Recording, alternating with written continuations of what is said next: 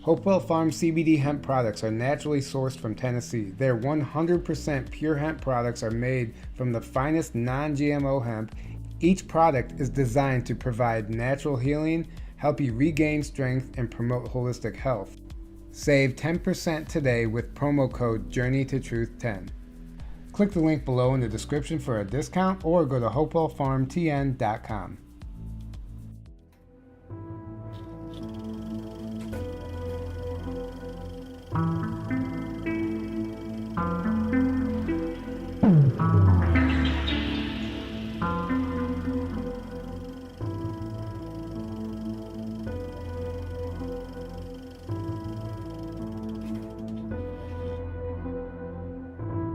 Hey guys, welcome back to the show.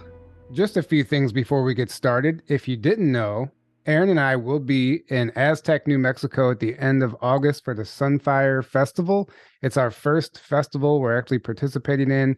We'll be there with our Experiencers Lounge setup. If you don't know what that is, we interview the attendees, anybody who wants to share their story, and we make a compilation video and we upload it to our channel post-conference. It's really cool. We've done it at a few other events. It's a lot of fun.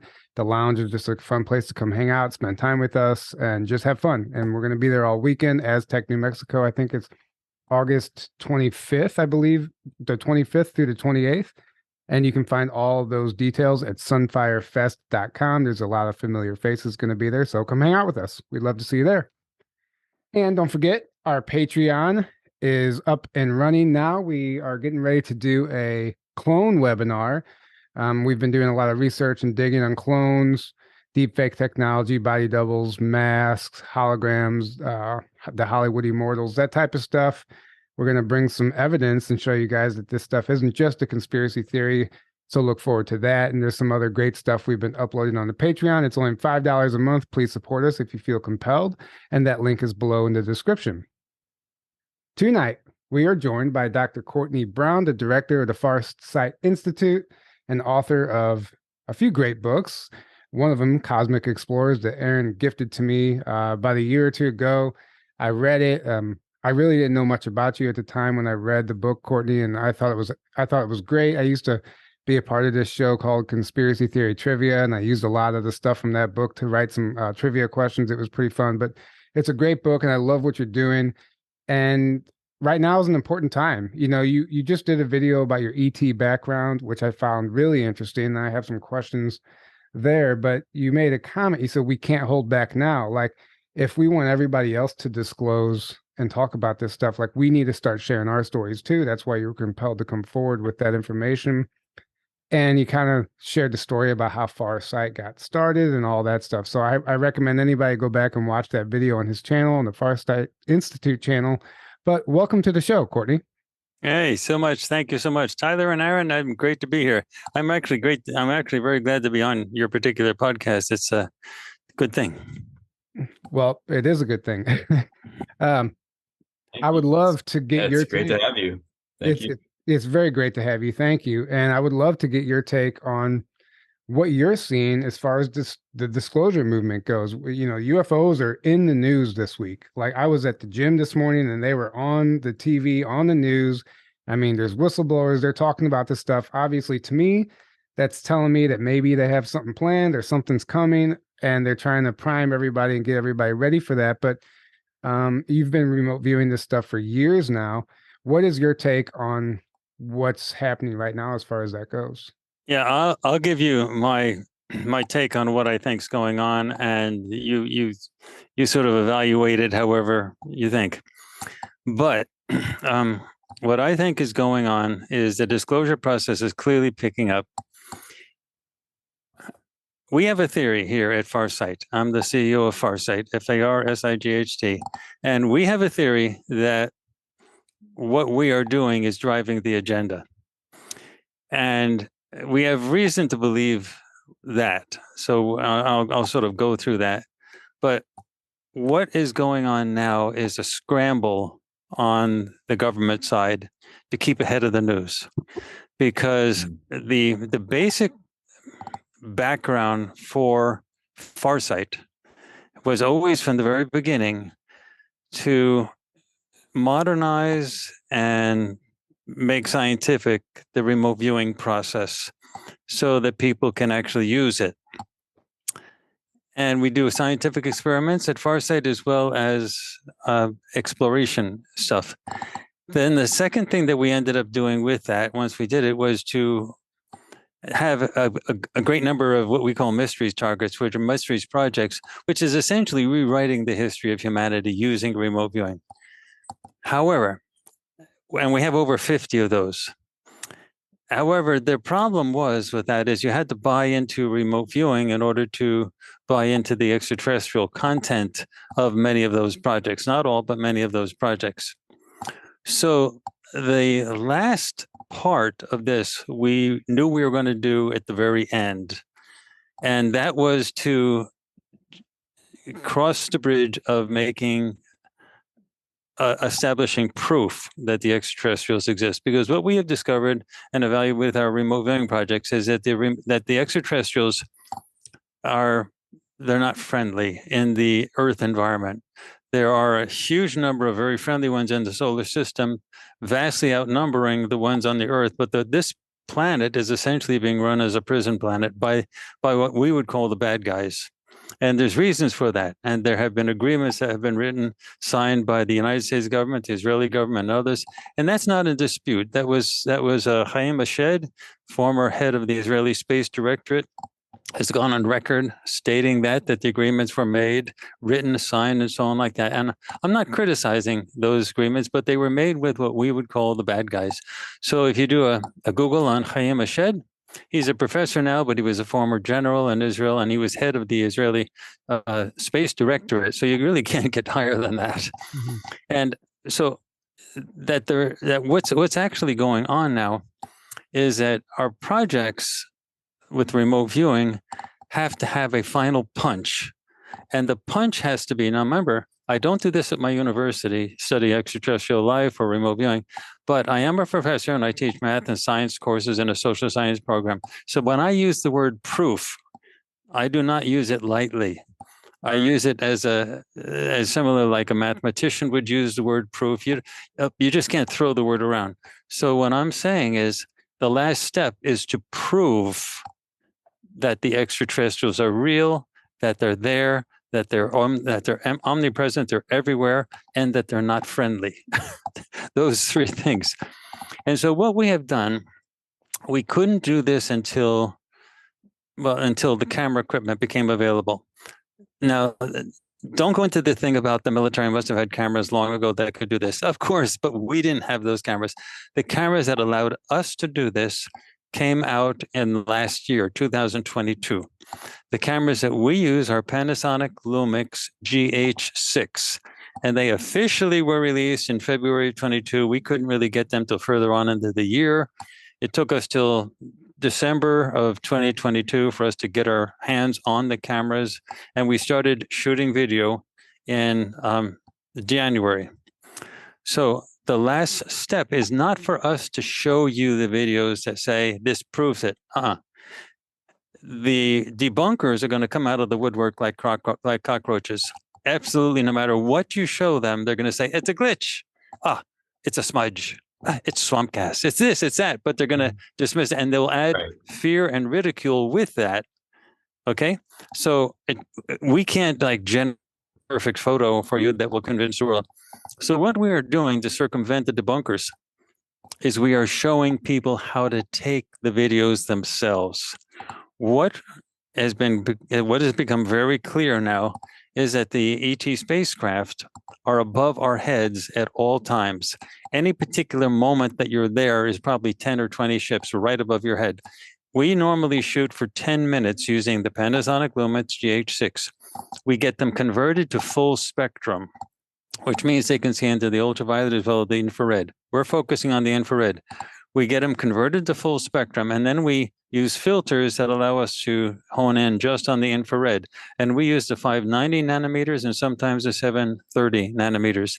We take our cameras, normally 2 or 3 at a time, separate it out, point them straight up, and shoot for 10 minutes. Within that 10 minutes, we typically get 50 UFOs. any 10 minutes. I'm not saying you don't, I'm like any 10 minutes. So Aaron, wherever you are, if I was there, I could take the cameras. You could, if you had the cameras, you could use your cameras.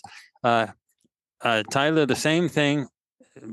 Video record, take the footage, put it onto the computer. We normally use Adobe Premiere, but you can also use there's other editor programs as well, including DaVinci, and there's even some free editors that can be used. But what we have to do is we have to shoot in infrared, and we have to shoot in 120 frames a second. Now, the reason it took that long is because we have to also shoot in 4K. 4K is really high resolution. And we need that because when we shoot the video, we have to be able to zoom in. You can't zoom in with the camera lens because the things fly. Like, we're recording speeds typically of over 20,000 miles an hour. So they go from one horizon to the next and all types of crazy antics, like in one blink of a second, like way shorter than a quarter of a second. I mean, it's like zoom. So you have to shoot at 120 frames a second. And when you shoot at 120 frames a second, you can then slow it down. Now, to get 120 frames a second, that's 120 still pictures every second in infrared. To record that in 4K onto a memory card that's in the camera, we had to wait till those cameras were available for us. And the Panasonic Lumix GH6s make those available. Sony also has a camera that's a full frame that can do it. It's an amazing camera, but it's bigger, heavier, and bulkier, and so on. So we get the same clarity out of the GH6s. And we also have to take our cameras to odd places. I'm shooting in Africa, and in a month or so, and then I have to go to the beach. I have to shoot in various locations in the mountains, all types of places. So I have to be able to carry these things. So what we have is we have the ability to shoot any time of the day in broad daylight. In fact, broad daylight is the best. And even if there's clouds, because you get them swooping down right over your house. I've had a mothership over my house. We got it on video. We have videos of them swooping down. We have them doing everything. And they're all cloaked. You can't see them except you lose infrared. They're trying not to show themselves. And they're going around at 120 miles an hour. I'm sorry, 20,000 miles an hour. That's like 32,000 kilometers an hour. So they obviously don't want you to know that they're there. And anyone who's trying to hide something from you is doing something they don't want you to know about. So that's the two things. I can prove to you that they exist, not because I will show you my pictures that are the best. I will prove to you because I'll show you how to take your pictures. I'll tell you every single step along the way, and you take the pictures. The debunkers can dismiss my pictures. But how are they going to dismiss your pictures to you? You know you took them. You edited them on your own software. So I'm going to show you where those are, and you're going to be able to put those on your podcast live right now or when you want. But that's the key. What we have done is we have a ton of remote viewing evidence, but people have to say, but why should we believe it? We don't even think there's remote viewing. Then I'll say, okay, well, let's prove to you that the ETs exist, that the ships are there, that they're cloaked, they're hiding from you, that they're up to no good. Let's prove that. And then we can go back to the remote viewing. Once you accept that the ETs are real, then you say, well, what do we know about the ETs? One of the things that's clear about them is their normal means of communication is telepathy. They don't use English, and they have multiple species. They have to tell multiple species what to do with their ships and what to do. They don't use English. And that's the normal means of communication in the galaxy. And the real question you want to ask, why don't we humans do it? So that's another question. But anyway, so let me pause for a second. But the things I'd like to come to, I'd like to sort of go over what we've done with the remote viewing so you can see why that was necessary to do first. And now I won't share my screen. I'll tell you how to do it with your screen, and you can share it in your podcast. I'll show you what some of the videos are that we're taking right over my house or over air bases or whatever. And then we can go from there. But that's the basic thing. To develop a library of remote viewing projects that describe our history, because you can't get the real history in the entire no matter what, you can't get it out of the library. The lying, the deceit, the place is being run as a prison. There is no true information out there, but we're actually, our history is. So we had to recreate that. That's why we had to take 50 projects, and it took us forever to do that, but we've done it. And we've done it with the most highly trained remote viewers that exist on the planet today, under the best cinematic conditions, so people can watch it in an entertaining, and it's jaw-dropping. And we explain what has actually happened and where we are now. And then we show you, don't believe us? Okay, take out your camera. I'll show you to them. I'll show you them. Anyway, go ahead. No, no, that's great. And it's amazing. I think it's fantastic that you're doing that. Yeah.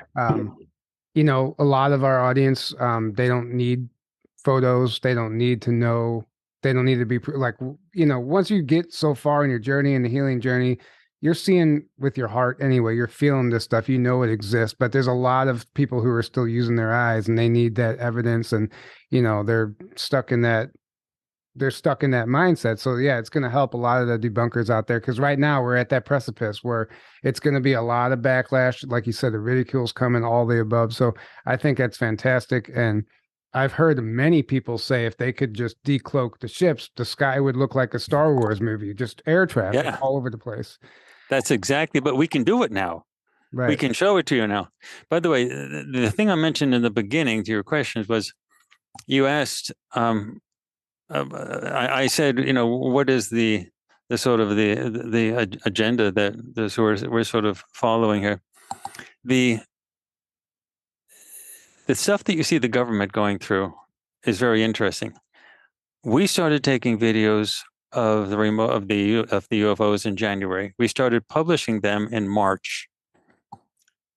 And then we started to gear up. We're starting to, we're going to be presenting them at some universities where we're showing people how to do that. There's various presentations that are going on. I'm doing interviews.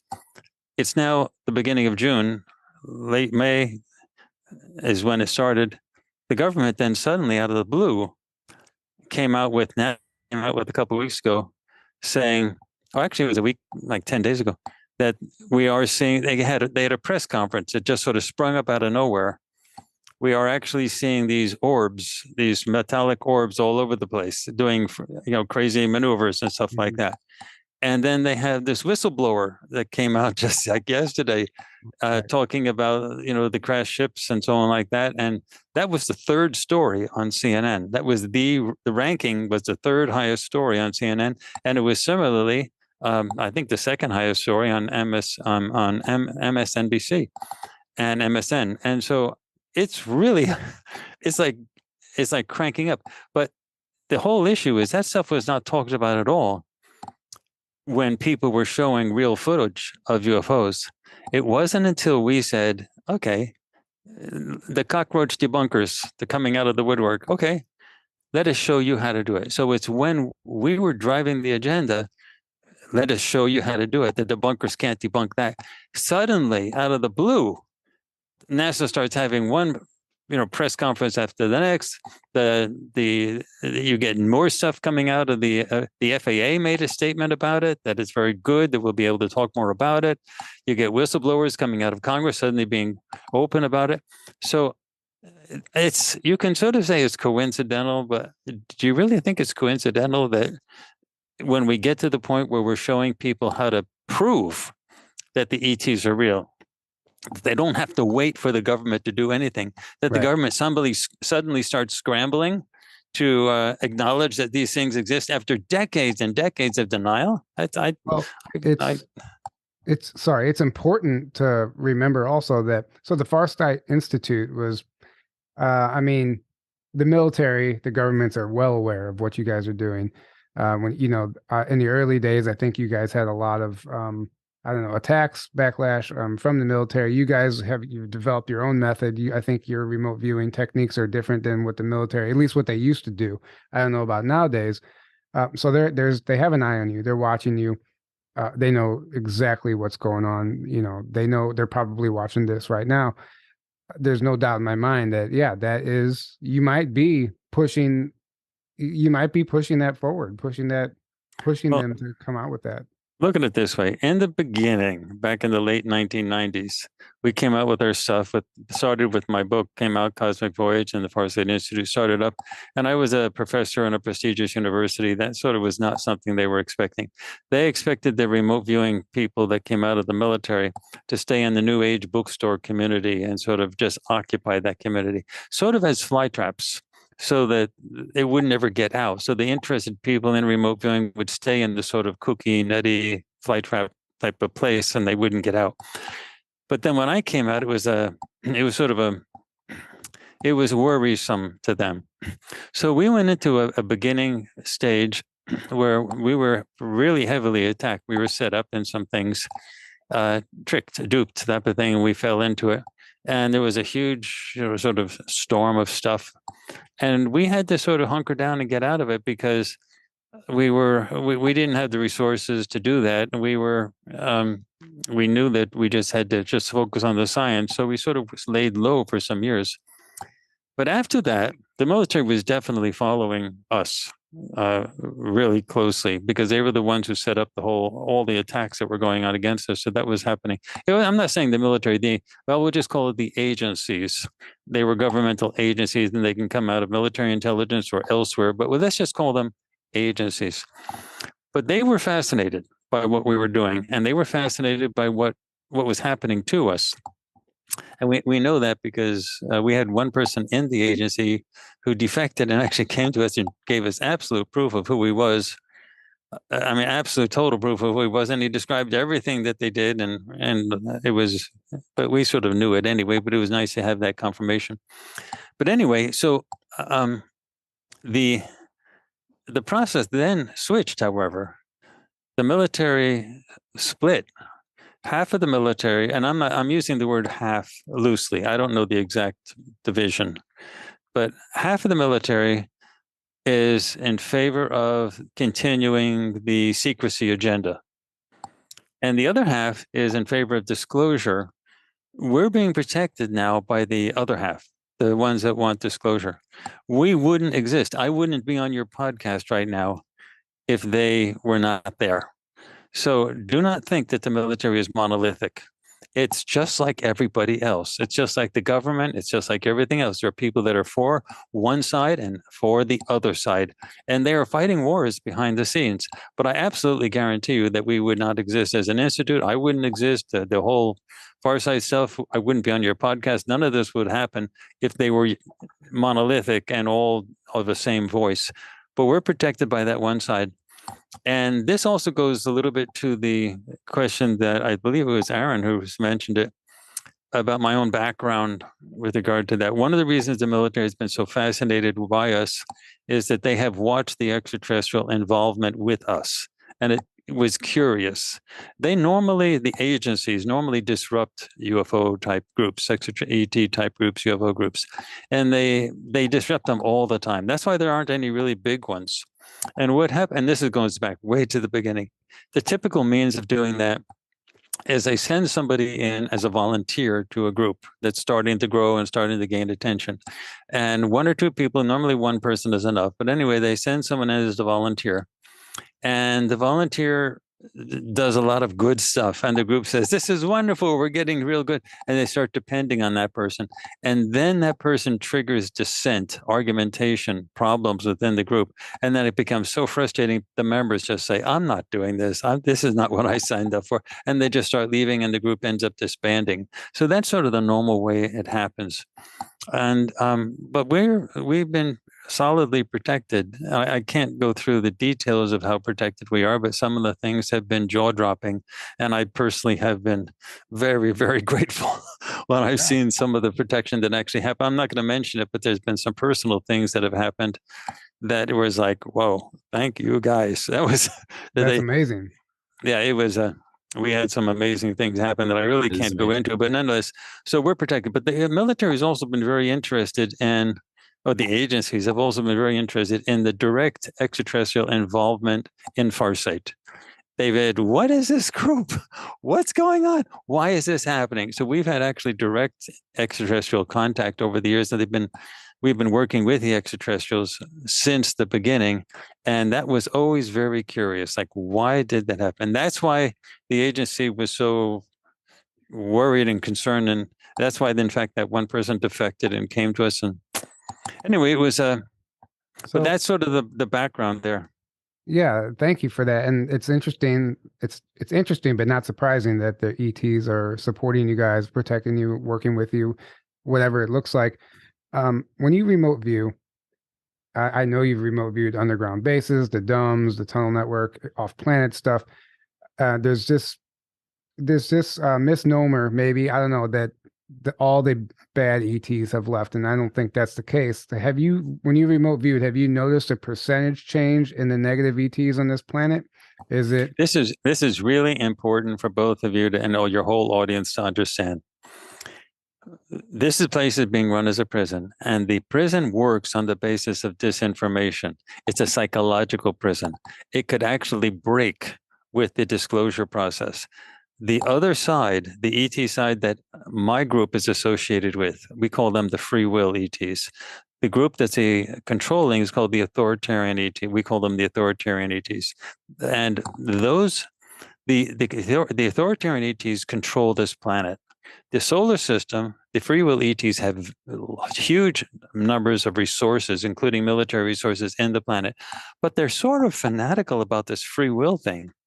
They really want, they can't invade and knock out the bad ETs, because it would be like you saying, Russia is sort of an authoritarian government. China may be an authoritarian government. You say, we can't invade those places. The populations of Russia and China would rise up and demand that they be saved by their own government, fight back. So the authoritarian ETs really have this place only if the population sort of rises up with the disclosure process and says, now we see what's been going on. We want to switch. We want those guys to help us. Then the free will ETs can actually intervene. Well, to answer your question, to control the population, you have to control what they think. That's why the secrecy agenda has been so heavily enforced. The agreements that have been made between the governments and what we call the bad ETs are written. And from the free will ETs perspective, that's a free will choice. The agreements are getting a bit old, and they know they need to be updated. If they're going to meet them, and if they sign new agreements, the free will ETs are simply going to go. So how do you maintain secrecy on the planet? Well, you see, we're chipping away at that. We can actually prove to you that the extraterrestrials exist, that type of thing. That type of secrecy is breaking down. But the weak link of the entire process is the New Age community. The New Age community is the community that is the most open to the ideas of extraterrestrial contact and stuff like that. It is absolutely crucial that they not become a hub for the distribution of information that's real, that goes into the disclosure process. So they had to be corrupted. The New Age community has a huge number of incredibly wonderful people that like to do channeling. And what has happened is the authoritarian ETs have said, hey, sounds good to me. Mm-hmm. And what they do, these channels are really channeling real ETs. They're really doing what they think, and they think they're trying to help humanity. They're doing it with the best intentions, the best purposes, but the stuff they're getting is not from the free will ETs. The stuff they're getting is from the controlling ETs, and they're being sent all types of garbage. Hey, if this planet is almost ready, humanity's almost ready for you to become a galactic citizen, a few more steps, and we'll have disclosure 2025, 2030. It's getting there. You're almost, all that's bunk. It's all that's junk. And then the recent story that's been coming out is that we got rid of all the bad ETs. We got rid of the reptilians. We got rid of the grays. Oh, and by the way, they stink. They have bad breath, all types of bad things, and they say, we got rid of them, but it's all gone. Nobody's gone. And if you say, well, prove it. Okay, I will prove it to you. Do you mind? Can we take out your camera?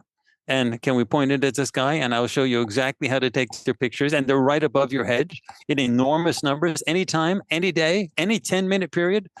I can prove it to you. And so the whole idea that they have gone, that's part of the disinformation. They want to dumb down the New Age community because the New Age community could be a source of rising up. Look, and you say, look, why would they really be concerned about the New Age community? The agencies have been concerned about the New Age community forever. Why do you think they disrupt so many UFO groups? Why do you think no UFO groups can organize? Why do you think a group like the National Rifle Association can organize itself without any problems and become super powerful as a force? Teachers unions, why can they organize themselves? Why can any normal group? Why can UFOs, which the government is now accepting are real, why can groups that are interested in UFOs not organize themselves? Ever figured that out? Why can that happen? It's clear why it can happen, because they're being disrupted all the time. So if the government was not concerned about the New Age community, why would they be disrupting them? That's a real serious entry point for the disclosure process. And they had to dumb it down, dumb it down, dumb it down. So what you're getting is garbage throughout almost all the channels. I'm not blaming the channels. Those people are great people. It's like they have a car and they're giving themselves open like a car, and they park at the car and the doors are open, the windows are open, and the key is in the car. And they say, good people, use it for what you want. And good ETs will come by and use it. Well, who's going to steal your car? The good guys or the bad guys? The good guys are going to say, hey, look, they left the door open and the windows open. I guess what should we do? It's just not sealed. They're not going to steal your car. The bad guys are going to look at the car and say, the stupid jerks, look, they left the window open. The key's in the car. My God, we're going to go. The bad guys are going to steal your car. So the channels have been duped. Nobody's left. All the bad guys, the bad ETs, are still here in full force, and they're trying to get the government to sign agreements one more time. And I do know for a fact, I can't prove this to you, but I have been told, and I know it for a fact, the free will ETs really are fanatical supporters of this free will thing. You can't convince them otherwise. They said, no, we're not going to go down that route. We're not going to go down to trying to force people what to do. They will leave if the agreements are signed one more time. So the whole war is not about guns. It's not about ships. All of the ships are armed to the teeth. That's not what it's about. The whole war is about the heads of people, of humanity. It's about the minds of people. That's what the whole war is about. And the bad ETs, the authoritarian ETs, they are doing everything they possibly can do to dumb it down, to stop it from happening. And that's what my side is up against. And we have a new strategy for how to do it. Well, by the way, you notice me saying things like yeah. There's been a change. We haven't spoken openly about it until recently, about the ET contact with Farsight, but it's disclosure has gotten to the point now it was going to come out anyway. And we had to say, if we don't talk about it openly now, our opponents are going to define us in the public's mind, and we would rather be the first ones to talk about it. So anyway, go. Yeah. Well, let me just say thank you, first of all, for saying all that. I couldn't agree more, especially with the channelers and all that stuff. Now that doesn't mean there aren't channelers out there possibly getting good information, but there is a large number, which we've noticed, we've experienced, that the information just doesn't sit well, doesn't resonate, doesn't make sense. If what they're saying is true, the planet would look like a completely different place right now. And yeah. I mean, you can just look at the chemtrails as an example, or whatever you want to look at as an example. Nothing has actually changed. Now, there is things going on behind the scenes. Like you said, there's been a split in the military, possibly even in the governments and even the agencies. I'm sure there are people fighting for the truth and the true disclosure. So I understand that there is, if you want to call them white hats, there are people who are defecting and they're wanting to contribute and be a part of this, because, it's time. We're at this precipice right now. It's over. Like, something has to change. They're talking about it on the news. They're probably planning for something. Who knows what their agenda is next? Doesn't mean some of the bad guys haven't been cleaned up. Maybe not. But for the most part, I really think that we're still in the middle of this fight. It's not quite over yet. At one point, I believed in all that stuff, and I really did think, the cleanup was happening. I do think it's happening, but it's not as black and white as we think, and things change in the fog of war. It changes daily, changes by the minute, by the second. And I appreciate what you're doing and thank you for sharing all that because I think it's really crucial that our audience and everybody understands that it's not that simple. Yeah, let me say that there are three places that you can get. I've said a lot of stuff, and it would be normal for your audience to say, "What? Show me what you've got." So let me just sort of go that there's three places. We have an institute's Farsight Institute's website, which is farsight.org, Farsight, like seeing far.org. And that's our main website. On that website, the fourth link down from the top of the nav bar is a link for the written instructions for how to video record UFOs any time of the day with your own camera and how to edit them. And then we also have our streaming service. We can't rely on other sources like YouTube. YouTube's wonderful. I love YouTube. We're YouTube partners. But with the amount of pressure that Google and YouTube are put under, we can't really count on that. So we have our own streaming service, which is equivalent to Hulu, Netflix, in quality, in terms of quality, Disney, HBO Max, things like that. And that's it's hosted by Vimeo, and the quality is absolutely first rate. And that's where we have all of our major projects. So the organization of the projects is actually nice to get on farsight.org, but our actual streaming service where we have all of these projects in full high def is farsightprime.com. Farsight, Farsight, then prime, all one word, prime.com. And at Farsight Prime, you also have apps. So we're really ready for big time. The apps, people like to watch things on their phone or to use their phone to project onto their flat panel TV. So all of the remote viewing stuff, plus instructional stuff on remote viewing, plus videos on how to take the videos of UFOs, all of that is on farsightprime.com. And for those people, and believe me, Tyler and Aaron, for those people who say, it's still a little hard to buy, hard to believe, I say, okay, you got your phone. Go to Instagram. Go to my personal Instagram page, which is Courtney Brown Farsight, all one word. My name, Courtney Brown Farsight. And then look at the videos there. We put up these short videos. Instagram is really great for putting up short videos that are like 30 seconds long, and you can watch them on your phone. And if either one of you wants to log on to Instagram while we're doing the show, you can do that and share your screen and you can see them. You see some of the footage of the UFOs that we are capturing.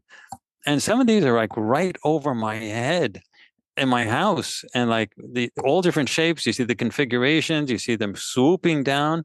You have sort of everything. So it's sort of a big deal. If any one of you wants to do it on your computer and then put it onto the podcast while we're live, that would be perfectly okay. But anyway, the basic idea is, okay, you don't trust anything I say. That's good. I'm not saying to trust me. I'm not saying you shouldn't be trusting anybody in this day and age of lying and disinformation. So go to Courtney Brown Farsight, start there, and look at some of the footage. And then you say, okay, then we'll tell you how to make your own footage. And then you say, okay, you got me this far. And then you say, you want to know the real history of humanity? All of our projects, they closely correspond with all the geological and all of the archaeological evidence that's out there. None of the mainstream theory make any sense whatsoever. For example, let's look at the Great Pyramid of Giza. The mainstream theories. Go ahead. 1 second before we get into all that, and I do want to get into that. I just want to give Aaron a chance. Did you want to comment or chime in on anything that we were just talking about as far as the channelers go or the negative ETs? Just because I know this is something we cover all the time, and I just want to expand on it a little more. Yeah, no, I mean, I basically, I agree with everything you're saying. I do know there's both there, but like you said, you guys are working with the more positive ETs that respect free will, and obviously the negative do not respect free will. They want control and domination, and they're going to do what they're going to do, which is kind of how that works. So, like you said, that our planet has been usurped by all the governments are on the planet, all the institutions are sold out to them, essentially. Because, I mean, you have the same types of people in governments that crave power and control.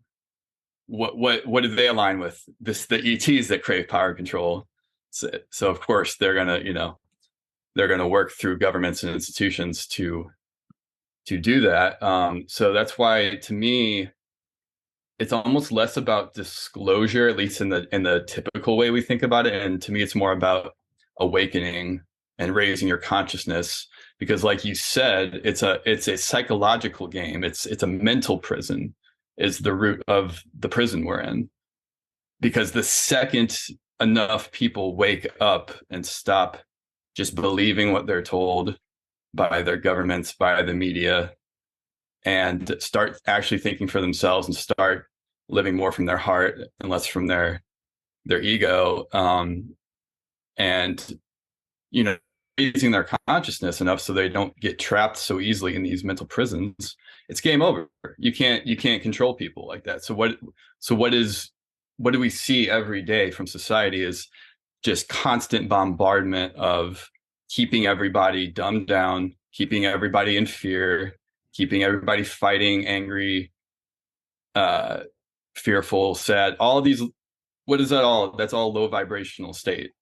That's all keeping everybody locked into a belief system.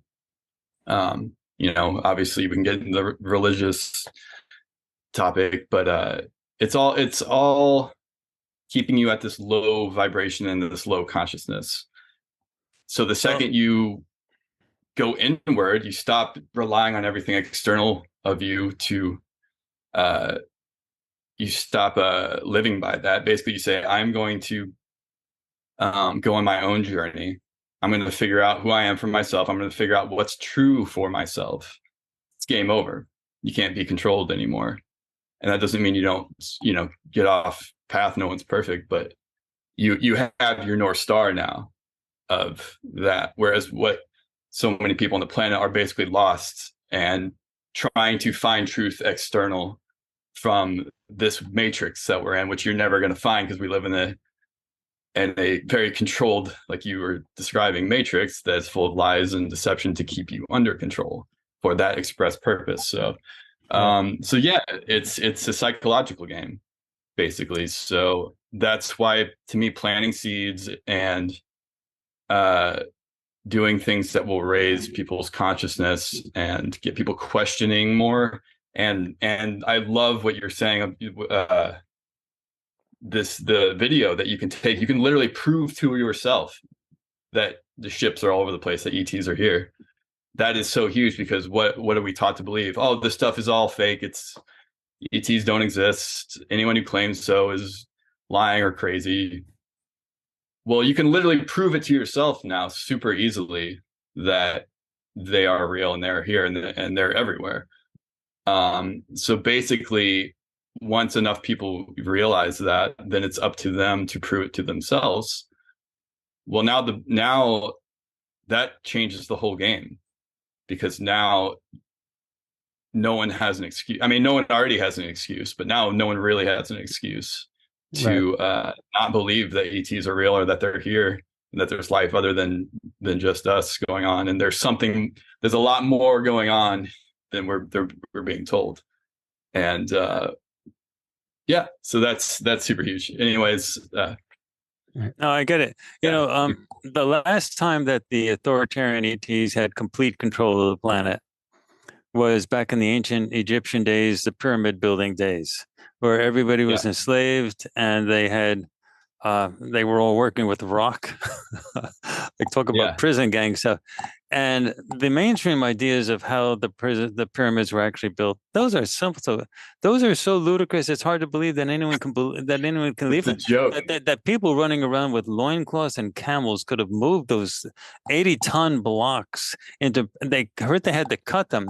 Yeah. You can't even stick a human hair in between the blocks. They're so finely cut, and they're 80 tons. And there's they had to be cut with very advanced technology and had to be moved with advanced technology. We can't move those. We cannot move those blocks today. So how in the heck Yeah, did they do it? I was just in Egypt, by the way, 2 months ago. I saw it with my own eyes. Yeah, you're sitting there looking at, you're like, there's no way. And we had the Yeah. mainstream Egyptologists telling us the mainstream narrative, and then we had Carrie Cassidy and Maria Wheatley coming out after him saying, all right, here's what's really going on here, or what we think is really going on. So Yeah, I was like looking at it with my own eyes, saying like it's clearly BS what they're teaching us. yeah, and they have It is. megalithic structures that have blocks that are bigger than those. I mean, like way bigger than those, and just as finely cut and elsewhere. And so it's like our work with remote viewing closely corresponds with the facts on the ground, with the archaeological evidence, with the size of the blocks, with everything. And we also have scientific stuff that you can now see on YouTube for technologies that use similar types of things that could, geared up, could do things like moving those blocks. So we're at the point of being able to understand the technologies of how those were done. So we may be able to understand, technologically speaking, how the ships, for example, the ET ships can fly without propulsion systems that we commonly use, like rockets. But you can actually see some demonstrations on YouTube of very sort of primitive people, scientific sort of things cobbled together that do work, and they work off of car batteries and things like that. They can get things to fly using magnetic forces. That is probably exactly the type of propulsion system that's used. You have to gear that up to the point where the ET ships are using it on their level, but nonetheless, we can understand the basic principles of how that stuff is working. But the idea has been since the very beginning that if the bad ETs control everything, this place is dust. It's just like the ancient Egyptians. And what happened was there was a military confrontation back in those days, which one group came in and said, hey, we don't like what you're doing. And they knocked the authoritarian ETs off the top of the mountain. So they couldn't run the place as overtly as they did, but they didn't leave, but they had to start working behind the scenes. The result has been, and there's actually another military confrontation that happened about 1,000 years after that. But nonetheless, what happened was that the human civilizations started to have greater flexibility, greater freedom to develop sort of as it normally would. And then you started to have technology coming into, you had the industrial age technology, things started to get a little bit better. But the authoritarian ETs are not stupid. They want to control the planet, and they know the weakness of the free will ETs, meaning they laugh at it, but they know the weakness, which is if they don't get, if the free will ETs don't get a free will decision that they want their help, they're not going to give their help. They're going to leave. No. So what's been going on is that the authoritarian ETs know that they can't push things too hard, or the free will ETs can and would involve themselves. So that's why the idea of getting these agreements that Chaim Ashed has talked about, having those signs so that the free will ETs would say, we're sort of stuck. Now, what has happened is that the authoritarian ETs basically have the authorities in their pocket. Political authorities, a lot of scientific, a lot of military authorities, not all, but a lot of them are in the pocket of the authoritarian ETs, who are offering some help with technology transfer, things like that, especially weaponization stuff. Nothing that would threaten the authoritarian ETs, but from the perspective of humans, it seems like good trinkets. So they like that. The free will ETs won't help with the weaponization of stuff. They don't want to weaponize humanity at that rate. But if the free will ETs go, the authoritarian ETs can knock out all the weaponization stuff immediately. The military, the U.S. military, would be back to dust in a matter of half an hour. The authoritarian ETs are not worried about containing the militaries of the United States government or any other government. So what you have is a situation where it sort of looks like there's some, like what you were saying, freedom of choice to discover yourself and to believe yourself. The reality is The only reason you can even think those things is because the freewheel ETs basically have a gun to the head of the authoritarian ETs and don't let the authoritarian ETs too heavily control you. So they control you only by the way you're able to think. That's why all of this information war is going on. That's why the disclosure process is so important. That's why secrecy has been such a high-ranking thing. That's why the U.S. government, even the presidents of the United States, have not been told everything. That's why secrecy is such a high agenda, because they have to control the minds of people, including the minds of military people and politicians and media people. That's why it's so hard to get anything to come out in the press. And then they want to take the New Age community and dumb that down so that it looks fruity, it looks nutty, that the mainstream people would just laugh at it. They want to keep that boxed in because they're the people who are actually asking interesting questions. So it's an information war because the free will ETs are militarily more superior in this solar system, not across the whole galaxy, but in this solar system, the free will ETs have amassed a huge amount of resources. And the authoritarian ETs know that they have to play off the vulnerabilities of the free will ETs, which is that fanatical attachment to free will. But in all truth, the free will ETs, they're my side. So I'm talking about my people, my side. They're stuck because they can't invade. They can't just invade because if they flew into the United States and tried to kick the bad guys out, what would happen? The government would immediately say, "Oh my gosh, there's an alien invasion," and they would say, "We have to defend ourselves from the free will ETs." So the government would sort of trigger panic within the populace, and the populace would see the free will ETs as the enemy. So there's no possible way that the free will ETs could simply invade. The only thing that can happen is that they have to get the populace to revolt. Mm-hmm. Now, the free will ETs have won the hearts and the minds of the people. That's why you see all these movies coming out and the books. And that's why you have like your podcast. And yes, that's why you had the Matrix movies, Star Wars movies, Star Trek movies. It goes on, Stargate movie, on and on, all this stuff.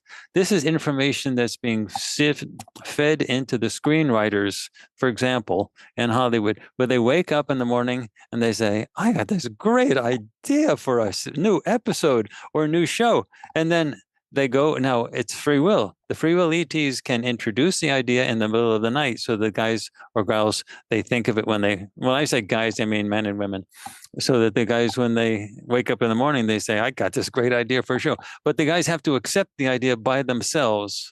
So the free will ETs can introduce the idea, but they can't manipulate you.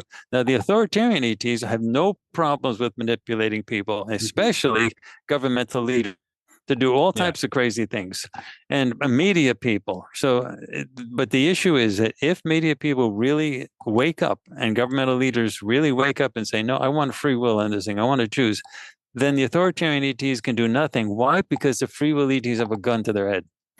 Oh. In the galaxy, the authoritarian ETs have big sections of the galaxy that they control. The free will ETs have big sections. It's basically a standoff.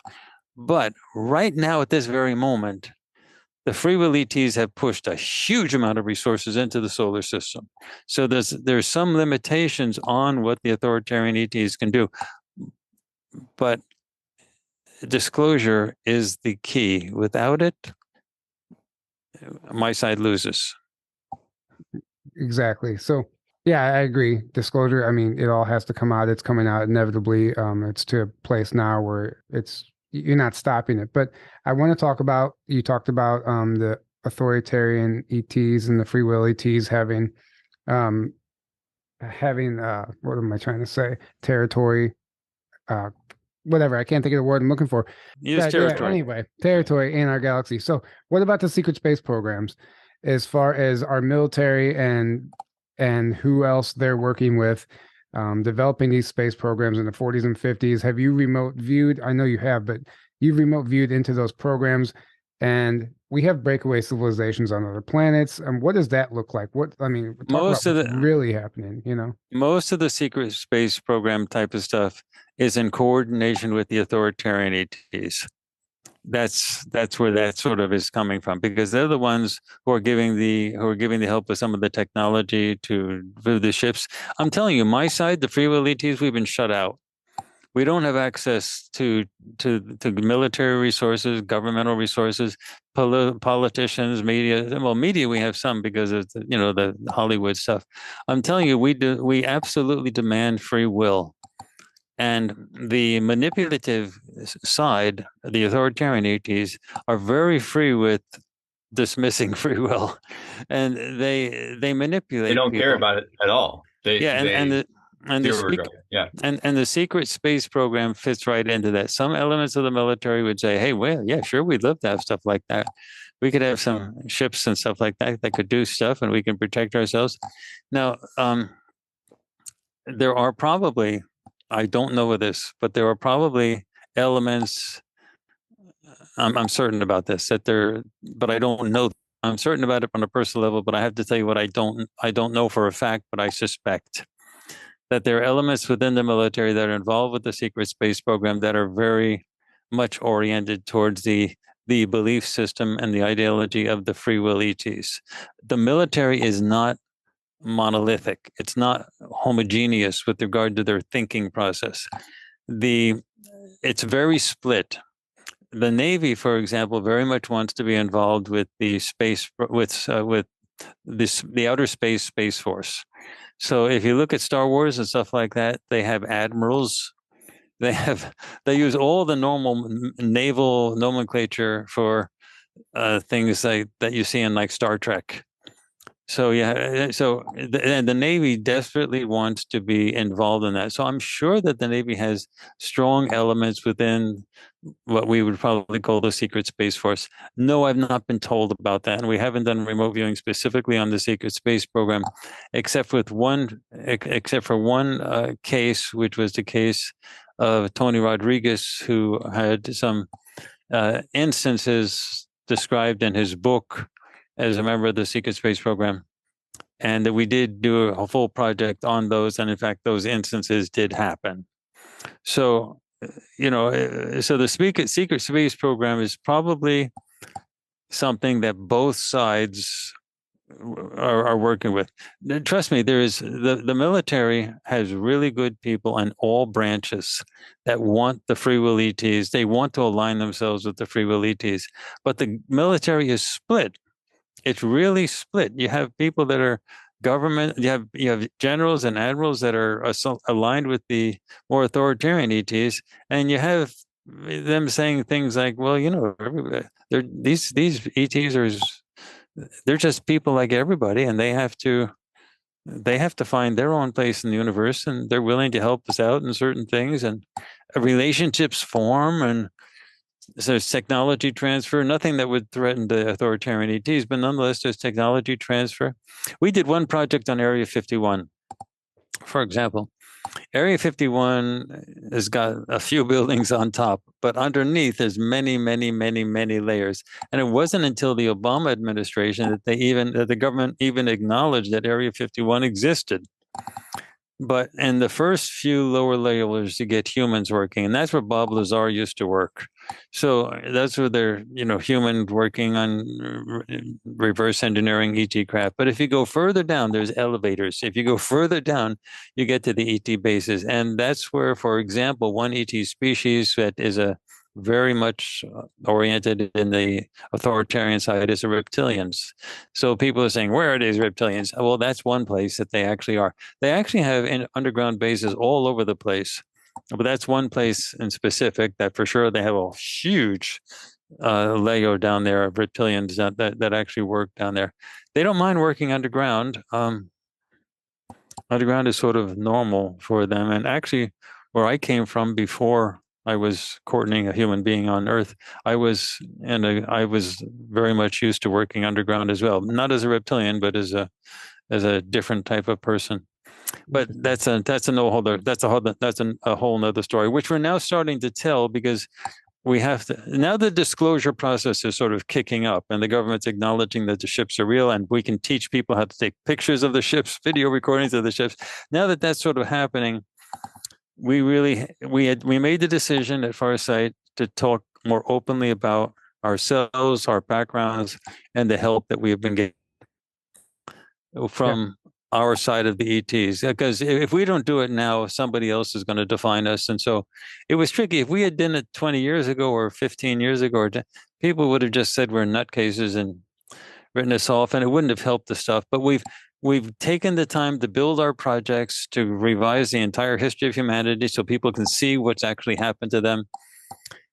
And now the disclosure process is literally around the corner. So we had to act in telling people about ourselves before our opponents try to define us in the public realm.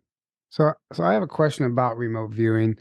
And I learned this from William Tompkins' testimony. He talked about government facilities, underground bases, having some sort of psychic defense system against remote viewers. They knew when people were trying to remote view their top secret areas. Is that true? Yeah. The ETs know? Or just, I don't know, our military, the shadow government, do they have some sort of defense system or some sort of psychics working with them that know when people are trying to remote view their facilities? They're not great at that, but humans can do it, but they're not good at that. There's a reason why they're not good at that. But the ETs themselves are good at that. That's a normal thing for ETs to be able to tell when someone's remote viewing. But humans typically can't tell. And there's some psychics who say, no, I can tell. But, the reality is the way this prison system is set up, it dumbs down the psychic abilities so that it's really hard to do it. Now, some people can do it naturally, and they can do it, and the military may have, but they don't really have the military definitely does not have a way to block it. From block it. Even the ETs can't block us. We get in anywhere. So you can get into anywhere you want. You haven't experienced any sort of like weird thing. Like, I don't know. I've heard remote viewers explain trying to remote view like Area 51. Let's just say for an example. Yeah, that's a good. And somebody was on to them, and they actually started getting like psychically attacked or blocked and stuff. Or have you experienced anything like that, or your team? Absolutely. In Area 51, that's a good example. There are attempts to block us all the time. The ETs, all the bad ETs, especially the good ETs, don't block us, but the bad ETs, they block us or try to block us all the time. But we have ways of getting around that 100% of the time. So, and they know they can't block us. So when we show up, they know all about us, and they know when Farsight shows up. And we have some members like Yeme Janae, who is really talented as a telepath. And she may have been a reptilian in a former life. Anyway, she rattles them, the reptilians especially, really badly. But they can't get past this. And there's a reason. You should never take anything I say at face value, like, I'm telling you the truth, this is how it is, without me giving you a reason for why it happens. There are ways to block remote viewing. Absolutely, there's ways to block remote viewing. In normal targets that don't have any blocking, we don't have any problems. But when we go after the hostile ETs, the other side, they always try to block us. The reason we are not blocked is because we have anti-blocking procedures. And let me explain what those anti-blocking procedures are, so that it's not like we're geniuses and we jump around and do a somersault and say a magic word and sometime we can get in. We go through somebody else, meaning we have among our side, we have a representative that we would call it a representative, but somebody working on our side who has the ability to get through the blocking. It can be technologically enhanced. They have ways. I mean, their ships can fly over 20,000 miles an hour. They have ways to do everything. Everything that you can possibly imagine can be done. So they have technological and other ways to get through any blocking that's done. We ride through them as like a carrier wave. So what we do is we go through their minds into into the place that where it's blocking. And we do that whenever we're blocked, and we get blocked all the time. And we wait for the blocking to happen. And then when the blocking happens, we turn it on, and then we go through somebody else, and then we get through. And then the ETs are very clear, the bad ones, that they're rattled, and they know they can't stop us from anything. We've had situations, we recorded them on video. We've had situations where Yemi Genet, for example, was going into some underground places where there were some reptilians, and there was one guy that was assigned, a reptilian guy that was assigned to stop her, and she just laughs at them. They know they can't stop her, and she just says, "Look, you're going to tell me what I want to know. I'm going to get it from you anyway." Imagine somebody like Root or Samin and Person of Interest, the two ladies that are super badass. No one can tell them anything. They're going to get what they want no matter what. That's Yemi Genet. So she's face to face with a reptilian, and she just looks at him like he's yesterday's bread. She says, right. You're gonna give me what I want, or am I gonna take it? Right. And they know they can stop her. Well, the reason they can't stop her is because we got backup. She's going in through somebody else, and none of the blocking stuff will work. We've had situations where the guy that's trying to block her goes from room to room, hallway to hallway, as she's going through to the place where she needs to get to, and sort of trying to convince her, don't go any further. And then we had a situation where the guy says, look, this, finally, we do not want you to go through this wall and to see what's in the other room, because we think it would really hurt you. Trust me, it would hurt you. You would not like to see. Now, it wouldn't be that it would be like hurt them because something would malfunction. It would be, they knew that they were doing something on the other side of the wall, and they said it point blank. If you saw what was going on, you will be affected by it. It's not good. We want to protect you from that. We're not hiding that it's bad, but please don't go through it, because we don't want you to be that affected. Traumatized. Traumatized, yeah.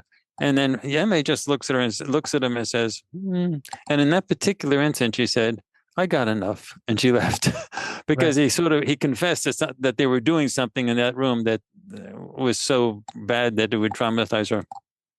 Yeah. So the issue is there blocking? Absolutely. Okay. So it's either yes, Aaron, yes, there's blocking, but we can get through it. Is it because we're superhumans? No, we're not superhumans. We have help. Right. And the help gets us through it. Think of it as a carrier wave, like a shortwave carrier wave. We sort of ride in through somebody else. And if we weren't getting that help, we would be blocked too. Sure. So I'm sure there's lots of people remote viewing that on their own that get blocked all the time, but they're not using the help that you guys are using. Right. Well, it's not like we're exploiting it or using it. It was offered. They're on our side. It was offered. They're on our side. They're our people. We know them, and they're helping in the process. And we're being very open with it now. We're telling you we are on that side. There are two basic sides of the ETs. There's that side and there's this side. We're on this side. And our side helps us and has helped us from the very beginning. Like when those ETs, when we were being attacked in the late 1990s, we actually had a physical ET show up nightly, almost every night for a solid year, to get us through all that. He told us absolutely everything that was going on, what each person was doing, what radio people were doing, what government people were doing. Everybody. He told us the whole thing and told us step by step what to do. If you think of it, it's a little bit like Root on Person of Interest, where she had a little she had a little earphone in the ear, and the machine, which was an AI, was telling her what to do. And she didn't understand the whole process, but she knew the AI said, go left, go right, do this, do that. That was sort of the way we were back in the late 1990s. We were being told after 1 year that thing stopped, because we had other ways to communicate with our side. But for 1 year, they didn't mess around. They actually sent a physical being, and we had 1 year, and then that stopped completely after a year. We don't need that anymore. Whenever you're remote viewing these underground facilities, how far down do you go? Have you gotten any information about inner Earth civilizations? We go. There's no like Hollow Earth type of thing, but they have lots of levels down there. And we go down until we have a nice story, until we've gotten this much. Like, for example, with the reptilians below Area 51, we didn't go down to the bottom as levels, but we went down to the levels where we were running into the reptilians and they were doing everything they possibly could to stop us from going further. That was enough of a story. We knew Sure. at that point who they were and that they were doing stuff they didn't want us to see. That was a story we needed to tell. And we figured out how far we had to go down before that actually occurred. And that was what we needed to know. We have been in many other situations, gone into situations where we saw what the reptilians were doing. So we didn't need to repeat that. But we go down far enough until we get the information that we need. I mean, there's only so far down you want to go down the rabbit hole. Eventually you have what you want, and then you just say, okay, you can go back if you need to. Right. I mean, we have over 50 major projects. We had to redefine absolutely every. We had to tell people who Zeus really was. He wasn't like a Greek god, a mythical god that people just sort of dreamed up. He was a real ET that was flying around not in chariots, but he was flying around in ships. And he was a very fundamental serial rapist. And he was a guy that should be imprisoned. He was a serial rapist he was a warden. He was a prison warden at the time, and he did bad stuff. We know who Ra was. We know how the whole. We know all the major archaeological stuff that you need to know about. We've got that nicely organized on our website, farsight.org. We've got all the projects and the navigation menu nicely grouped so that you can say which are the archaeological, which ones deal with religion, which ones deal with government, politics, which one deal with ETs, the wars that the ETs have had. We've gone into that, how Mars became a desert planet. What happened to Iapetus, what happened to the planet that used to be called Maldek, that is where the asteroid belt is right now. There was a whole planet that was blown up. Mm-hmm. So, it's we've recreated the entire history and if we didn't do it, it wasn't going to happen. And we needed a few decades to put that all together. By the way, one last thing I want to say, well, not one, I'm a professor, so there's never a last thing. My mouth is always open. But one thing I want to say is that all of these projects that we've done were designed from the very beginning to fill in that gap of humanity. And we knew that they would not be valuable to humanity until now. That's why all of that stuff had to be done before. Remember, you can introduce yourself to people only once. So all of the stuff that we've done for decades, putting it up on our website, getting the streaming service ready, getting everything ready to go, it was all in preparation for this moment. That's beautiful.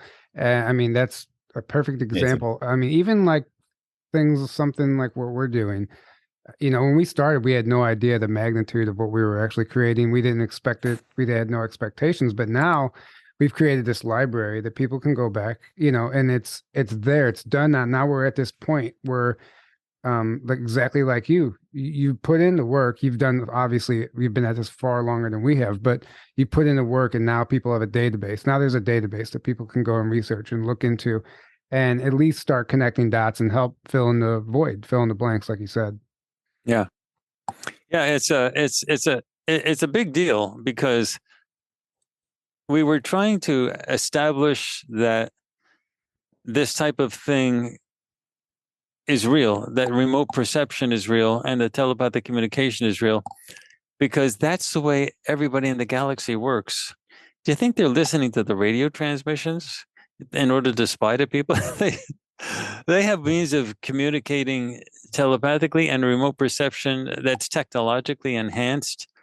They don't have to deal with, the type of technology stuff, limitations that we deal with. And we had to be able to explain to people that this telepathy and remote perception stuff, it's real. This is literally how the ETs themselves work. And so we had to use that type of technology. Mind you, we're all humans at Farsight. We were born as humans. We were raised as humans. We had to live as normal human bodies. This is a prison. So we had to come in as prisoners. We had to come in as people that are living in this prison. We couldn't just fly in and say, hey guys, just listen to us. The ship has landed. That wasn't going to work. We had to actually come in as people on the ground. But the only thing that's different is that we have not been, our memories have not been affected. So we remember where we came from. My son and I, for example, this is part of our story. My son and I were part of a group before we came here, and the plan was to create this Farsight thing as one element, many elements. There's many people doing a lot of things on the free will side, but our part of the plan was to create Farsight and this legacy of projects, and then to help trigger the disclosure movement by saying, hey, you know, these ETs are real. We can prove it to you now. Got a camera? And so when we got to this stage, I was supposed to come first. So I came first. And then my son came afterwards. There was a lot of communication between my son and myself before he actually appeared. And yeah, I had a great time raising him. Before this, he was probably my best friend. He and I were good friends. I don't know if he was my best friend. We were good friends. He might have been my best friend, and we were really friends. And we had done many things together. But this was the project, and he was really excited to do this. There was a meeting, for example, and I was sort of presenting the information about this plan to create the Farsight part of the whole project. And he got really excited about it and wanted to be involved. But I had to come first, then he had to come second, and then other people at Farsight were, here as well. You mentioned in your ET background video that your son actually, before he came, he had to explain to you the negative presence, the negative ET presence on the planet. At that time, you didn't understand it. Or can you go into that a little more? I remember we weren't fast tracked in recovering all of our memories. Our memories were not rattled. Nothing happened to us to prevent us from remembering things. In other parts of the galaxy, not only are you're not interfered with remembering things, but the people around you, when you're born again as a baby, they are supportive of that, and they know who you are and so on. You don't lose your stuff. You don't lose your house. You don't lose your family. You don't lose your friends. You don't lose your bank account. Here you lose everything, and the vultures come in and take everything. So my son, actually, let me stop. Tyler, refocus your question again. So I want to make sure I address it. I don't want to go off on a tangent. Yeah. So apparently you were unaware of the negative ET presence. And your son. So I had to recover my memories all at once. In other cases where someone's fast tracked on that, you have to have somebody come in from the outside, meet you, and say, "Hey, we got to wake you up fast." So they have to talk it through you. You have access to all your memories, but it's like anything else. You have to get those. You have to get access to them. You have like if you're trying to remember how to do something, and you don't remember exactly how to do something, you have to scratch your head and say, "What was it? I did what? I had to remember," and it may take you even a couple of days to try to remember something. So when we came down, we basically started out as babies. And we had to recover our memories, but nothing was done to us to stop that from happening. So with my case, the memories I had to get back normally. I knew for the very beginning, as soon as I was aware of anything, that I was from someplace else. I knew I was normally living underground. I had this fanatical need to make holes in the ground, big holes. I mean, the local authorities used to have to come in with bulldozers to cover up my holes because they were afraid some kid would fall into them. To make underground laboratories and things. I had this fanatical need at the very youngest age to build flying saucers. I never was supposed to be in space. I was supposed to be either underground or in space, but this idea of running around here was what? And so I won't go into all those stories, but there's a lot of funny stories about what I tried to do to refix all that. And when I was growing up as a child, at night, when I was like 8, 9 years old, or way before that actually, but I clearly remember at 8, 9 years old, there would be ETs that would visit me at night, and there'd be two. That, you know, the grays of the wraparound eyes. I had two on my right and two on my left at night while I was sleeping. This isn't something I had to drag up through hypnosis or memory recall or QHHD. They were there. I saw them. They were two on one side and two on the other. And they were not threatening. They were friendly. They were taking care of me. I was happy to have them. So, I mean, that went through like forever. And then but I was still had this huge need to try to understand the extraterrestrial presence. And I was still having to sort through all of the secrecy in the media and the government. I was still trying to, what is this all about? I knew it was wrong, but I had to piece it all together. And I didn't have like somebody sort of knock on my door and say, okay, we're going to straighten this out. They wanted me to go through all that process as well. So I ended up doing the remote viewing stuff. Long story on that one. I won't go into it now, but I ended up doing the remote viewing stuff, and I had clear instructions given to me, very clear verbal instructions given to me, on what to do, when to do, how to start it, who to contact. It was absolutely unambiguous. They were telepathic, but they were really clear. They were as clear and as loud in my head as my voice is in your head right now when you're hearing me on the speakers. So that level of telepathic communication has been nonstop throughout my whole life.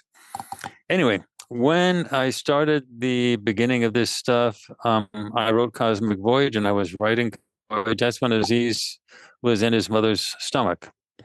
That's when she was pregnant.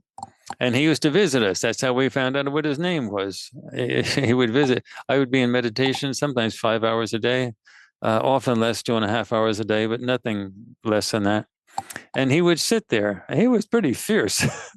He would have his hands like this, and he'd look at us. He would look at me. He'd be about 10 feet inside our meditation room, about 10 feet in front of me, looking like this and sort of saying, so these are the parents I'm going to be working with. They don't know squat. They don't know what's going on. Anyway, so in one of those times, I mean, and I could see it, and his mom could see him as well. So we both, she was a heavy meditator. We could both see exactly where he was standing and what he was wearing and so on. And then one time when I was meditating by myself, he sort of entered my head. And I said, oh, okay. And who are you? And then he said, clear as day, I am Aziz. Oh, so that's your name. Is that your name? Like, yes, I am Aziz. And then I started to go off a little bit into this. How it's going to be so interesting working with my ET projects that I'm working on. If you read Cosmic Voyage, my first book, which is now available from my personal website, CourtneyBrown.com, as a free PDF. But that was a bestseller in its day. And you could see how goofy happy I was about investigating all the extraterrestrials and stuff. And I thought that the only real thing that had to happen is humanity had to be woken up. I didn't fully remember all of the bad parts, the struggles, and then after he said his name, and I started to mention a little bit about the ETs, he blew up, and he was in my mind. Imagine going into a closet with no clothes in it, just an empty closet with a racket and a ping pong ball, and smacking that ping pong ball as hard as you can, and the things rattling around. That was him in my head. You can imagine every profanity laced thing going off in my head. You stupid jerk, you don't know anything. I'm making it sort of sanitized now for the purpose of the podcast. But you stupid jerk, you don't remember anything. This is so crazy. This is nothing. You don't remember what you're here for. You don't remember. These guys are not good guys. The whole thing about the bad ETs. And I finally had to sort of come to grips. And I said, look, we'll talk about it later when you get a little older. But right now you're coming in as my son. You got to be good. Okay. He sort of forced himself in. He sort of forced himself to hold himself. But then he came and we went through the process. He was really driven, just like me, and to recover all of his memories. So he actually recovered all of his memories more quickly than I did. But he was absolutely driven. And in the process of doing all of our studies, we finally pieced it all together. Okay, we were helped. We were helped in terms of the ETs that we were actually communicating with, sometimes physically there, to make sure we didn't skip a beat. but we got all of our memories back together. And after a few decades of doing these projects and open communication, so I don't want to say that we did it all by ourselves. I must admit, we were helped all the way along the line, but it wasn't something that was manipulated or bad. They were my side, my people, and that was the agreement we had, that they would work with me until we were ready. And the whole thing was to get Farsight ready to do its part. Farsight isn't going to be the thing that creates the entire disclosure process. We're just one part of a huge thing that's got a ton of resources in the solar system to try to make this happen. By the way, we had tried this before and it didn't work. We tried it a bunch of times. We tried it before by starting up a lot of religions. Every major religion on the planet was originally started by ETs messing with things. And what they were trying to do is they were trying to instill some good ideas that would percolate through the society over a few hundred years and eventually change it to be more open, peaceful, more like the free will ETs. Mm-hmm. Every single time it was corrupted. So, for example, we could talk about Vedic society, which is pre-Hindu, or Buddhism, or any one of them. But let's take Christianity, for example. The basic message of Christianity was good. It was, hey, love is the energy that drives the universe, and chill out with people, forgive and forget, and let things be. It was totally corrupted. At that time, you had the Greek and the Roman gods. You had the elements that were still left over from Zeus and Ra and all that stuff, all the authoritarian sites and Hathor and all that stuff. They were real people. And this place, of all the places of the whole galaxy, if you want to call something hell, this planet is as close as you're going to get. And so they ran this place. And so what you basically had was, you had to take these ideas and sort of insert them and let them go a few hundred years and so on. But the authoritarian ETs, which are basically two types, reptilians on one side, but also what we call the Orions. The Orions look like you and I. They're humanoid. They look just like you and I. If there was an Orion standing right next to us, they would look just like us. And then the reptilians, and they're normally competitors, but they're allies of convenience right now on Earth. And they perverted the whole Christianity thing, and suddenly you had all the Greek and Roman gods were dying. They were becoming obsolete. So they created the Catholic Church, that had a saint to be replacing each one of the gods. So each one of the gods, they had a god for this and a god for that. Then you had a saint for this and a saint for that. And then you had this extreme hierarchy of control, of mental control, of belief. You had to believe this, you had to believe that. And if you don't believe this, you're going to die in hell. And then if you want eternal life, you must beg for it and something. Now, how can you perish and live eternity in hell if you have to beg to have eternal life? It's so contradictory. If you're going to live anyway, they're saying you're going to live in hell forever, or you're going to live in heaven forever. But then they say at the same time, you have to beg to have eternal life. So what do you mean? So the reality is it's impossible to kill somebody. We call ourselves Isbys, someone who is for the purpose of being. We don't use soul or spirit. So we are all Isbys. So Tyler, you're an Isby. Aaron, you're an Isby. And the bodies are just biological machines, and when they die off, you still have the Isby self. So you can't kill somebody. Mm-hmm. Eternal life is given, it's granted. It doesn't happen by somebody giving it to you. It's already there. You cannot kill somebody. However, you can trick an Isby, and you can capture an Isby. You can deceive an Isby. You can do all types of. You can put the Isby into slavery. You can do all types of stuff, but you can't kill the Isby. Right. So, so the whole religious stuff gets perverted. So what is different? I'm sorry, I'm talking so long, but I'll end this one. What is different now than in the past? In the past, we tried to do it over a few centuries. It didn't work. The authoritarian ETs corrupted it each and every time. The difference now is we're trying to do it fast. That's what this game is about. That's why disclosure is so important. Disclosure, if it works this time, it's going to be fast. And the worry is that the authoritarian ETs won't be able to control it. That's the difference. We're trying to make disclosure happen fast, and that's the experiment. It's never been done exactly like this before. we don't really know how it's going to turn out. But that's what the game plan is: to trigger disclosure for happening, make it happen fast, and then the population of it to rise up, demand help from the free will ETs, and the free will ETs then say, it's a free will decision. Here we are. And they have overwhelming presence in the solar system to be able to pull this off. But Right. that's what's going on right now. Yeah, you're essentially forcing their hand. And yeah, it's time.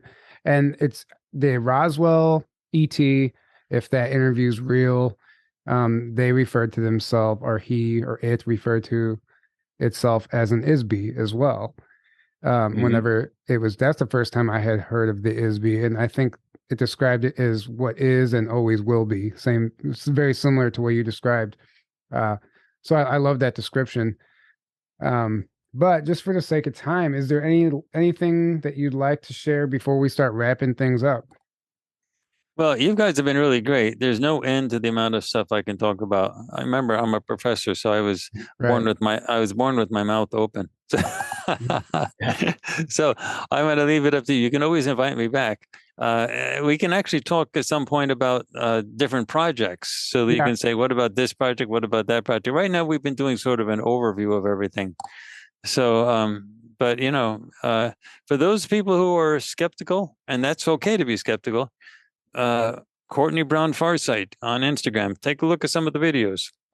I'll put some of the pictures and videos up when I edit this, and yeah, that's super. They'll be on screen as you're mentioning them, at least at certain points. So we'll make sure to do that for the audience. But you can get really good copies of them if you go get them from the web, Instagram on the web.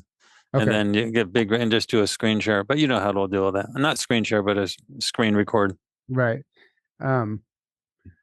Yeah, I love the idea of future episodes where we break down some of the projects that you remote viewed. I know each one could be an episode in itself. There's so much information. So potentially we can do that. But for now, we're going to go ahead and wrap it up. Thank you so much for sharing everything. I think we covered really important stuff today, or you did in particular. And thank you for sharing all that information. And we appreciate everything you're doing, guys. Go check out the Farsight Institute and go check out his books and go buy one of those cameras and take some pictures yourself.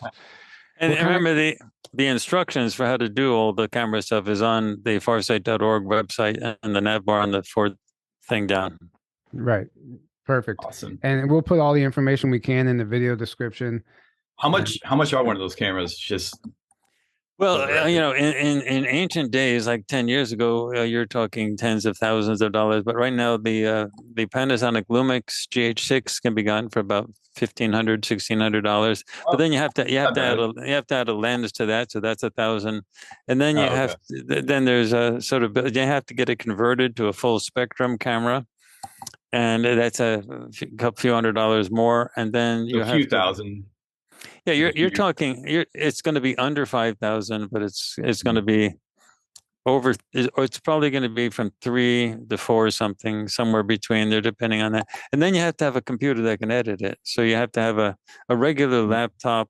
Probably is going to have some trouble running Premiere at 120 frames a second, so 4K. So either a good laptop or a desktop that can handle handle video editing.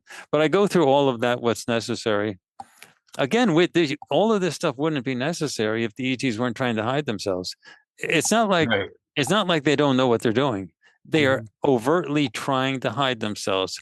And the free will ETs, my side, is trying to stop that, to let you see them. We're trying to break that all down. The illusion, the illusion false matrix that we're in. They have to keep it going. They can't reveal the behind the curtain, the real stuff. Yeah. Now, every once in a while you'll see something like some ships that you can actually see, Phoenix lights and stuff like that. Those are, generally speaking, the free will ETs that are actually trying to let you see them.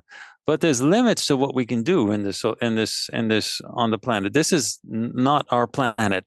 This planet is fundamentally controlled by the bad guys. We're trying to free everybody on the planet. So we can't Yeah. really just come in massive numbers and do what we want to do. We've got to trigger disclosure from below. And then the human leaders will switch sides in a second. You know how politicians are. Yeah. They just jump on the Can I sneak bandwagon. one last question in? What do you think about Project Bluebeam or the fake hologram that everyone's worried about? Not everyone, but a lot of people are worried they're gonna do fake holograms in the sky of a fake alien invasion, or real ships that are attacking, but it's fake and staged. The so-called. Do you guys remote viewed any of that, or do you? What's your opinion on all that? No, you mean the Project Bluebeam type of thing? Yeah. Yeah, that's actually one strategy that the authoritarian types are considering. So the authoritarian types and the human collaborators that work with them, that's one option that they're doing. The free will ETs, my side, don't want to have anything to do with that, but that is one thing. You see, that's the thing. I told you that my side can't just come in and show up in their ships, because then there'd be a military response from below. And the people would be saying, "Help! Free us! Those guys are attacking." Right. So Right. you'd be afraid of the good guys. So we know we can't do that. So that's what Project Bluebeam is all about. The bad guys know that that's a vulnerability. So the whole idea of Project Bluebeam is to stage a fake invasion, because they know the free will guys aren't going to do that. I guarantee you the free will guys are not going to do that, because we know what would happen. And Yeah. in a worst case scenario, the bad guys would just ditch the planet, kill everybody, because they'd be able to keep all the ISBs. They have ways to capture the ISBs, so they'd be able to keep the ISBs and dying and destroying the planet. It would be a way of saying, so you want to mess with us? This is what's going to happen. You want to mess with us? We'll dust everything, and then that would send a shockwave through the whole free will section of the galaxy. Oh my gosh, they blew up the whole planet. That's like using nuclear weapons in a war in Asia or Europe.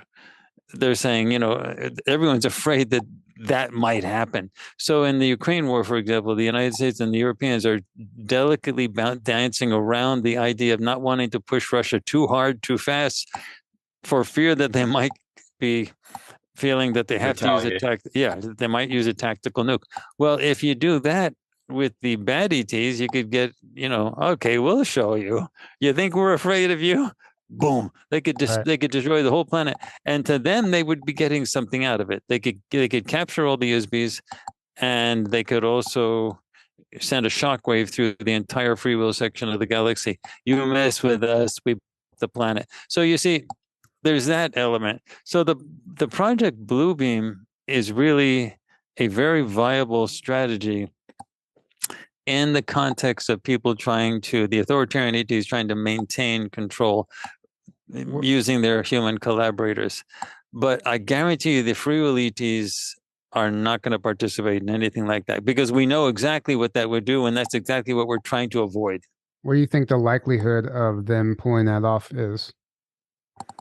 It's one option, and we don't know how this is going to. Neither side has made a decision on this. We don't know how it's going to turn out. We honestly don't know how this. We've tried other methods to free the planet. They didn't work. We don't know how this is going to turn out, but we know this is the point. This is the crunch time. We're going to find out. We're going to find out now.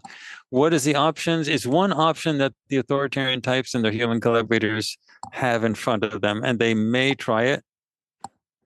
We don't really know, but what we're trying to do is to trigger disclosure fast enough so that becomes obsolete. That becomes an idea that won't help. Yeah, they can't pull it off because everyone's going to be privy to it. Thank you for that honest answer. Because we don't know. I love that. There's no certain timeline. It's really impossible to know exactly how it's going to play out. But there seems to be a lot of people in the community that are certain. They're like certain it's going to happen, and really soon. And I'm like, I don't think anyone knows what's going to happen. Honestly, we don't know. Right. Certain influencers. Certain influencers speak with such confidence about things, and people trust and give their power away to other influencers. So when they do that and they trust their sources, they're very adamant now. Well, this person's not going to lie to me. I believe them. They're FBI or whatever. So like people are confident that it's going to happen based on the people they're listening to. But at the end of the day, like you said, it's an information war. We don't know the people that are promoting that timeline or talking about that, who are they really working for, or who's, talking in their head and their dreams and giving them these ideas. Yeah. Right. Where is that information really coming from? There's a lot of deception and a lot of compartmentalization. A lot of people that think 100% think they have the truth or being told the truth, but that's a lot of times not the case. Right. So never ever just believe something because you hear someone say it, even if it's someone in some kind of level of authority, because there's so much disinformation and the timeline. We just don't know what the future is going to bring because we just don't. I have told you the logic behind why the free will ETs would never participate in that. So I've told you in a way that I'm not saying trust me, believe me. I've just explained the logic of why that's not something that the free will ETs want, because that's exactly what we're trying to avoid. We would never do something like that because we know the response would be bad. No, that would be the negative side. It would always be negative. So that's the only thing we're trying to do is to trigger a revolution from below, to get the people to demand a disclosure. And you see it's having some effect. The government is trying to play catch up as fast as it can. You have the press conferences coming out with NASA and others, one after the other. It seems like almost every week goes by now and something major is happening, and major stories coming out in the major news media. So it's happening. Is it going to happen fast enough so that the Project Bluebeam will not be tried? It's going to be a good question. This is war, folks. Right. Exactly. War. Yeah, exactly. One quick question, because I really wanted to ask it and I just saw it on my notes. You can answer it as briefly as you'd like. Have you ever remote viewed other dimensions? Or how do you know that you're not remote viewing another dimension sometime, or a possible another timeline? Is that something that you consider? We have done a huge amount of work on that. So the basic question you're asking is, what other dimensions exist? What we have found is that remote viewing works across time and space in complete. That's a whole science. That's a whole science show, if you want me to go into that, but that's not maybe for today. But the short answer I'll give you now. But if you want the whole science show, which is how it actually works, it's a fascinating story. But basically, all things exist simultaneously: the past, the present, and the future.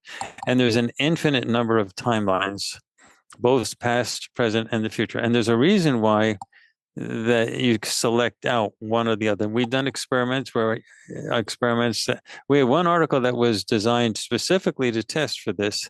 If you go to our website for the Institute, farsight.org, and go all the way down to the bottom, you'll see a little icon down there, a little graphic down there saying the latest published peer-reviewed research. Click on that and you'll see a paper that came out in a journal, Journal of Scientific Exploration. And that addresses that exact question of these multiple timelines, and they all happen simultaneously. Traditional physics says that's impossible, but it clearly is possible. What you need, and I can talk about this on another show if you invite me back, is the generalization of quantum mechanics. Because everything that happens in remote viewing happens in the quantum realm. But physicists have this line of decoherence where it's like everything that happens in Vegas stays in Vegas, and everything that happens outside of Vegas they keep them separate. So they have a set of rules for the quantum realm and a set of rules for the macro realm. And they say nothing, keep them separate. But that's bonkers. Everything that's macro is built on the micro. So, that just does, it's sort of a monstrosity of a theoretical sort of thing. Sure. Anyway, so currently, I've heard best estimates are about 20%, 22% of mainstream physicists have bought into the other way of thinking. And that was started by Hugh Everett in the late 1950s with regard to what worlds theory, which is what you're talking about in terms of other dimensions. He was widely ridiculed and laughed at in his day, but that's another long story, but it was an interesting story. And then, but now about 23% of mainstream physicists have finally accepted this is what is real. So we're waiting for the other physicists, the 80 or 78%, to retire and die off. Generational replacement. That's really, I think yeah. That's what we're waiting for. So the process of reforming that, so that there are ways that the present, past, and future can all simultaneously exist with all the different timelines, but it cannot be done with traditional understandings of physics. You have to have a generalization of quantum mechanics in order to make that all work. Right. I think that term is stay out of the way of the dinosaurs while they crash. Yeah, it's just interesting to me. I didn't know if you've ever experienced or encountered that. Have you intentionally remote viewed another dimension or timeline, or have you remote viewed what you thought was this timeline or this dimension, and maybe if you were to go there physically, it wouldn't be there because it exists in another dimension. I don't know. I think about that. The scientific paper that we did to demonstrate the reality of that question is the one I referred to on our website, farsight.org. All the way down to the bottom, there's a little graphic that says latest peer-reviewed research. Click on that. You'll see the PDF of the article that literally addresses that exact question.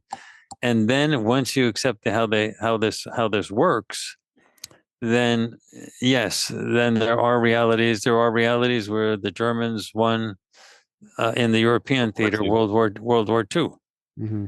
And then where there were the so-called brown shirts marching down Fifth Avenue. So they have realities of everything that it's impossible to think about something that didn't exist in some way, shape, or form. Right. Or that doesn't exist. And the past, present, and future all exist simultaneously. It's not going into, when you're remote view, you're not going to like a library to look something up. You're actually going to the past and you're actually watching it in real time. Right. And that means that the past has to exist. And that means when you go back to the past, you become part of the past. Your remote viewing presence, since ETs, or most ETs, not all ETs, can see you when you're remote viewing. If you go back in the past, they see you. And there are limited but certain human psychics that could probably see you as well, but it's right. The ability to do that is vastly, in my opinion, overplayed in this planet. This planet is designed to limit that capability. That's another whole story that's related to our project called the death traps. People get processed when they're coming here, or actually when they try to get out, to make that type of perceptual awareness almost impossible. Right. So, yeah. Mm-hmm. Well, that's another whole story. Yeah, I mean, it's all fascinating. Thank you for answering that. Guys, sorry for the false ending about 20 minutes ago, or whatever it was. But no, great questions. I'm glad we covered it, and we'll definitely have you back. There's so many things we can get into, and I love the way your mind works. I love what you guys are doing. So we appreciate that, but we're going to go ahead and wrap this up. Thank you guys so much for tuning in. Thank you. We love you all. Thanks for your support. The conference replay, if you missed the conference, is still available on the website, journeytotruthcon.com. And if you want to come hang out with Aaron and I in Aztec, New Mexico, August 25th through the 28th, we will have our Experiencer Lounge at the Sunfire Festival, hosted by Jen and Brian Berryhill, who we've had on the show before. And those tickets are available at sunfirefest.com. The early bird tickets are only $144, very cheap for a 3-day event. So take advantage of the early bird if you want to come hang out with us. It's going to be a lot of fun. Thank you guys all once again. Thank you, Courtney. This has been a pleasure. Until next time, have a great evening, everybody. Good night. Good night, everybody. Thanks, Tyler and Aaron.